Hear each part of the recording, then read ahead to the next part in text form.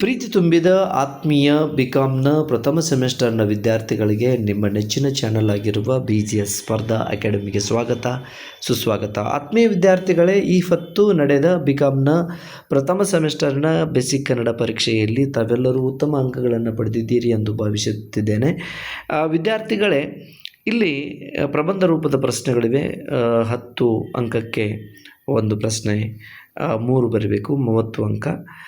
ಇದೆಲ್ಲವೂ ಕೂಡ ನಾನು ನಿಮಗೆ ಕೊಟ್ಟಿರುವಂತಹ ವರ್ಕ್ಬುಕ್ ಹಾಗೂ ಗದ್ಯ ಪದ್ಯಗಳ ಸಾರಾಂಶ ನೋಟ್ಸ್ನಲ್ಲಿ ಬಂದಿರತಕ್ಕಂಥವು.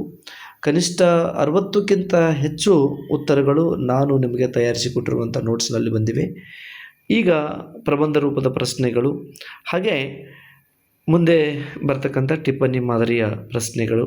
ಇಲ್ಲಿಯೂ ಕೂಡ ಬನವಾಸಿಯ ವರ್ಣನೆ ಆಗಿರ್ಬೋದು, ದ ರಾ ಬೇಂದ್ರೆ ಆಗಿರ್ಬೋದು, ಸರ್ವಜ್ಞ ಆಗಿರ್ಬೋದು, ಆಮೇಲೆ ಸೌಂದರ್ಯ ಮತ್ತು ಮೈ ಬಣ್ಣ, ಸುತ್ತೋಲೆ, ಅಧ್ಯಯನಗಳು, ಇವೆಲ್ಲವೂ ಕೂಡ ನಾನು ಕೊಟ್ಟಿರ್ತಕ್ಕಂಥ ನೋಟ್ಸ್ನಲ್ಲಿವೆ. ವಿದ್ಯಾರ್ಥಿಗಳು ನೋಡ್ಕೊಂಡಿರ್ಬೋದು. ಅಥವಾ ವರ್ಕ್ಬುಕ್ಕನ್ನು ಇಲ್ಲಿ ನಾವೇನಾದರೂ ಓದ್ಕೊಂಡಿದ್ದರೆ ಇಲ್ಲಿ ಅತ್ಯಂತ ಸರಳವಾಗಿ ಉತ್ತರಿಸ್ಬೋದಾಗಿತ್ತು. ಈಗ ಸಂದರ್ಭದೊಡನೆ ಸ್ಪಷ್ಟೀಕರಿಸಿ ಎನ್ನುವಂಥ ಪ್ರಶ್ನೆಗಳು ಕೂಡ ಇವೆ. ಅದಕ್ಕಿಂತ ಮುಖ್ಯವಾಗಿ 1 ಅಂಕದ ಪ್ರಶ್ನೆಗಳನ್ನು ಯಾರೆಲ್ಲ ವಿದ್ಯಾರ್ಥಿಗಳು ಯಾವ್ಯಾವ ಪ್ರಶ್ನೆಗಳಿಗೆ ಸರಿ ಉತ್ತರಗಳನ್ನು ಬರೆದಿದ್ದೀರಿ ಅನ್ನೋದನ್ನು ನೋಡೋಣ. ಈಗ 15 ಪ್ರಶ್ನೆಗಳಿಗೆ ಇರುವಂಥ ಸರಿಯಾದ ಉತ್ತರಗಳು. ಮೊದಲನೆಯ ಪ್ರಶ್ನೆ, ಮಹಾಕವಿ ಪಂಪನ ಜನ್ಮಸ್ಥಳ ಯಾವುದು? ಇಲ್ಲಿ 2 ರೀತಿಯಾಗಿ ನಾವು ವಿದ್ಯಾರ್ಥಿಗಳು ಉತ್ತರಿಸಬೇಕಾಗ್ತದೆ. ಆತನ ತಂದೆಯ ಊರು ಅಂತಂದರೆ ಆಂಧ್ರ ಪ್ರದೇಶದ ವೆಂಗಿಪೊಳು, ಅಥವಾ ತಾಯಿಯ ಊರು ಅಣ್ಣಿಗೇರಿ. ಎರಡನ್ನೂ ಬರೆದರೂ ಕೂಡ ಇಲ್ಲಿ ನಿಮಗೆ ಅಂಕಗಳು ಸಿಗ್ತವೆ.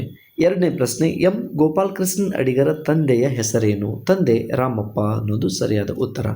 3ನೇ ಪ್ರಶ್ನೆ, ಕರ್ನಾಟಕ ರತ್ನ ಪ್ರಶಸ್ತಿ ಪಡೆದ ಮೊದಲ ಕವಿ ಯಾರು? ಕುವೆಂಪು ಕರ್ನಾಟಕ ರತ್ನ ಪ್ರಶಸ್ತಿ ಪಡೆದ ಮೊದಲ ಕವಿ ಆಗಿದ್ದಾರೆ. ನಂತರ 4ನೇ ಪ್ರಶ್ನೆ, ಕುವೆಂಪು ಅವರು ರಚಿಸಿದ ಮಹಾಕಾವ್ಯ ಯಾವುದು?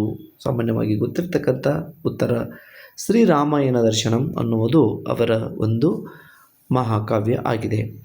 ಬೇಂದ್ರೆಯವರ ಪೂರ್ಣ ಹೆಸರೇನು? ದತ್ತಾತ್ರೇಯ ರಾಮಚಂದ್ರ ಬೇಂದ್ರೆ ಎಂಬುದು ಅವರ ಪೂರ್ಣ ಹೆಸರಾಗಿದೆ. ಕೊಡುವಾತ ಮರಡನಾದರೆ ಪಡೆವಾತ ಯಾರು ಅಂತಿದೆ. ಪಡೆವಾತನೇ ಇಲ್ಲಿ ನರನು ಎಂಬುದು ಸರಿಯಾದ ಉತ್ತರ. ನಂತರ ಪ್ರಶ್ನೆ, ಆಶೀಸ್ ನಂದಿ ಅವರು ಯಾವ ವಿಶ್ವವಿದ್ಯಾಲಯದಿಂದ PhD ಪದವಿಯನ್ನು ಪಡೆದಿದ್ದಾರೆ? ಆಶೀಸ್ ನಂದಿ ಅವರು ನಾಗಪುರ ವಿಶ್ವವಿದ್ಯಾಲಯದಿಂದ PhD ಪದವಿಯನ್ನು ಪಡೆದಿದ್ದಾರೆ.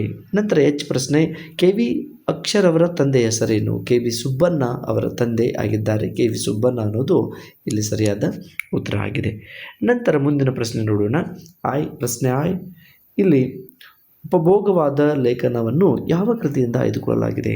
ಉತ್ತರ ಹೀಗಿದೆ, ಹೊಸ ಶತಮಾನಕ್ಕೆ ಹೊಸ ಪರಿಭಾಷೆಗಳು ಅನ್ನುವಂಥ ಆ ಒಂದು ಕೃತಿಯಿಂದ ಆಯ್ದುಕೊಳ್ಳಲಾಗಿದೆ. ಮತ್ತೆ KV ಸುಬ್ಬಣ್ಣನವ್ರ ಮೇಲೇ ಪ್ರಶ್ನೆ ಕೇಳಿದ್ದಾರೆ. ಪ್ರಶ್ನೆ, ಕವಿರಾಜ್ಯ ಮಾರ್ಗ ಮತ್ತು ಕನ್ನಡ ಜಗತ್ತು ಕೃತಿಯ ಕರ್ತೃ ಯಾರು ಅಂತ ಕೇಳಿದ್ದಾರೆ. ಇದು ಕೂಡ KV ಸುಬ್ಬಣ್ಣನವರ ಉತ್ತರ. KV ಸುಬ್ಬಣ್ಣನವರು ಅನ್ನೋದು ಉತ್ತರವಾಗಿದೆ. ಪ್ರಶ್ನೆ, ಶ್ರೀನಿವಾಸ್ ಇದು ಯಾರ ಕಾವ್ಯನಾಮವಾಗಿದೆ? ಮಾಸ್ತಿ ವೆಂಕಟೇಶ್ ಅಯ್ಯಂಗಾರ್ ಅವರ ಕಾವ್ಯನಾಮ ಶ್ರೀನಿವಾಸ್ ಅನ್ನೋದು.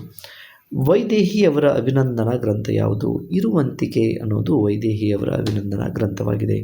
ಗಂಧಗಾಳಿ ಇದು ಯಾರು ಬರೆದ ಕೃತಿಯಾಗಿದೆ? HL ಪುಷ್ಪ ಅವರು ಬರೆದ ಗಂಧಗಾಳಿ ಎಂಬುವಂಥ ಕೃತಿಯಾಗಿದೆ. ನಂತರ ಪ್ರಶ್ನೆ, ನಳ ದಮಯಂತಿಯರು ಸಂದೇಹಕವಾಗಿ ಯಾವ ಪಕ್ಷಿಯನ್ನು ಬಳಸುತ್ತಿದ್ದರು? ಹಂಸ ಪಕ್ಷಿಯನ್ನು ಬಳಸುತ್ತಿದ್ದರು. ನಂತರ ವರದಿ ಎಂದರೇನು ಅಂತ ಇದೆ. ಒಂದು ಸಮಸ್ಯೆಯನ್ನು ಆಳವಾಗಿ ಅಧ್ಯಯನ ಮಾಡಿ ಅದರ ಸಾಧಕ ಬಾಧಕಗಳನ್ನು ಮಾಹಿತಿ ರೂಪದಲ್ಲಿ ಸಂಗ್ರಹಿಸುವುದನ್ನು ವರದಿ ಎಂದು ಕರೆಯುತ್ತೇವೆ ಅಂತಿದೆ. ಇಷ್ಟು ನಿಮ್ಮ ಬಿಕಾಮ್ಗೆ ಸಂಬಂಧಿಸಿದ 1 ಅಂಕದ ಪ್ರಶ್ನೆಗಳ ಸರಿ ಉತ್ತರಗಳು. ಬೇಕಾದರೆ ವಿದ್ಯಾರ್ಥಿಗಳು ಗಮನಿಸ್ಬೋದು. ನಾನು ಕೊಟ್ಟಿರ್ತಕ್ಕಂಥ ನೋಟ್ಸ್ಗಳು ಮತ್ತು ವರ್ಕ್ಬುಕ್ನಲ್ಲಿನ ಪ್ರಶ್ನೆಗಳು ಒಂದು 60 ಅಂಕಗಳು ಅದೇ ಒಂದು ವರ್ಕ್ಬುಕ್ನಿಂದ ಅಥವಾ ನೋಟ್ಸ್ಗಳಿಂದ ಬಂದಿವೆ. ಮುಂದಿನ 2ನೇ ಸೆಮಿಸ್ಟ್ರಿಗೂ ಕೂಡ ಇದೇ ರೀತಿಯಾದ ಬೇಸಿಕ್ ಕನ್ನಡದ ಪುಸ್ತಕದ ಪದ್ಯಗದ್ಯಗಳ ಮತ್ತು ವರ್ಕ್ಬುಕ್ಕನ್ನು ಕೂಡ ನಾನು ಮಾಡಿ ಚರ್ಚಿಸ್ತಾ ಇದ್ದೇನೆ. ವಿದ್ಯಾರ್ಥಿಗಳು ನೋಡ್ಕೋಬೋದು. ಇಷ್ಟು ವೀಕ್ಷಿಸಿದ್ದಕ್ಕಾಗಿ ಅನಂತ ಧನ್ಯವಾದಗಳು. Thank you.